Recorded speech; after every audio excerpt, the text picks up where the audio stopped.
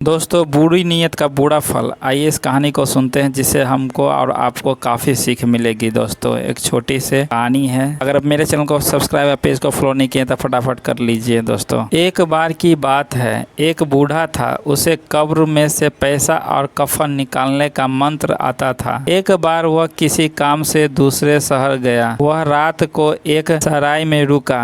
वहाँ पर और भी लोग रात गुजारने के लिए रुके हुए थे। बातों ही बात में उस बूढ़े की एक आदमी से दोस्ती हो गया। वह दूसरा आदमी भी बड़ा गुणवान था। वह तांबे से सोना बनाने का हुनर जानता था। दोनों में समझौता हुआ कि वह दोनों अपना अपना हुनर एक दूसरे को सिखाएंगे।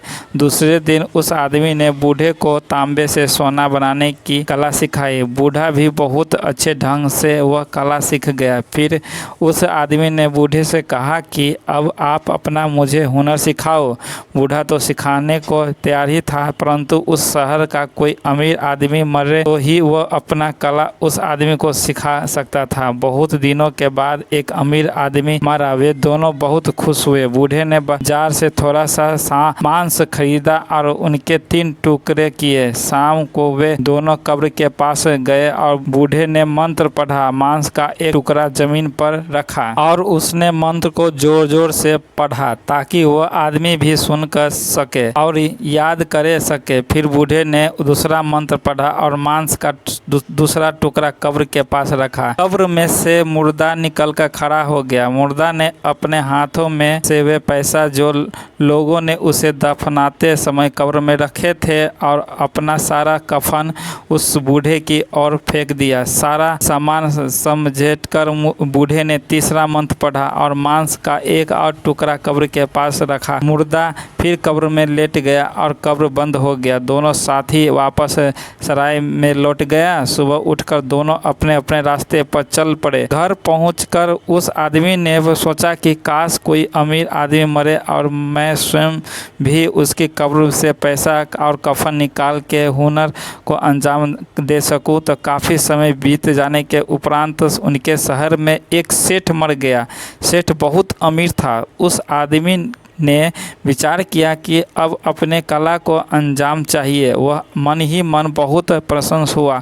उसने भी 3 टुकड़ा मांस के लिए और कब्रिस्तान पहुंच गया। कब्र के पास उसने पहला मंत्र पढ़ा और मांस का एक टुकड़ा कब्र के पास रखा। दूसरा मंत्र पढ़ा और मांस का दूसरा टुकड़ा कब्र के पास रखा। देखते ही देखते कब्र में से मुर्दा निकला, खड़ा हो गया। उसने अपना कफन और पैसा उस आदमी की ओर फेंक दिया। अब वह आदमी तीसरा मंत्र पढ़ने लगा, पर यह क्या वह मंत्र बीच में ही भूल गया। उसने अपने दिमाग पर बहुत जोर डाला, परंतु उसे मंत्र याद नहीं आया। वह बहुत डर गया।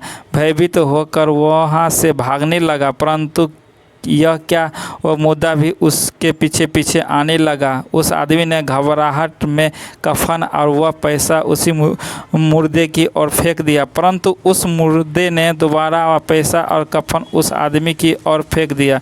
ऐसा कई बार हुआ। छुपते छुपाते वह आदमी किसी तरह अपने घर पहुंचा। उसे बहुत भूख लगी हुई थी। उसने घर पहुंचकर अपनी पत्नी से खाना मांगा। घबराहट में जल्दी जल्दी खाना खाकर हाथ धोना और कुल्ला करने के बाहर निकला। क्या देखता है, वह मुर्दा चलते चलते उसके घर आ गया। उस आदमी ने जल्दी से जल्दी अपने घर वालों को सारी कहानी सुनाई और कहा कि मैं अब घर नहीं रह सकता। यह मुर्दा मुझे घर पर रहने नहीं देगा। मैं जंगल में चला जाता हूँ। तुम रोटी पानी मुझे वहीं पर दे जा करना। वह आदमी जंगल में चला गया। वहाँ पर उसने एक जगह पर अपना डेरा जमा लिया। मुर्दा ने भी उसके पास ही रहने लगा। उसकी पत्नी रोज़ उसे खाना पीना दे जाती, परंतु अब वह बहुत परेशान और उदास रहने लगा। एक दिन उसकी पत्नी ने उसे मशवरा दिया कि अपने गुरु के पास जाओ और उस मुर्दे को दोबारा कब्र में भेजने का उपाय पूछो। पत्नी की बात मानकर वह एक दिन अपने गुरु के गांव गया और वह उनके घर रात को गया, क्योंकि वह मुर्दा भी उसके साथ चल रहा था।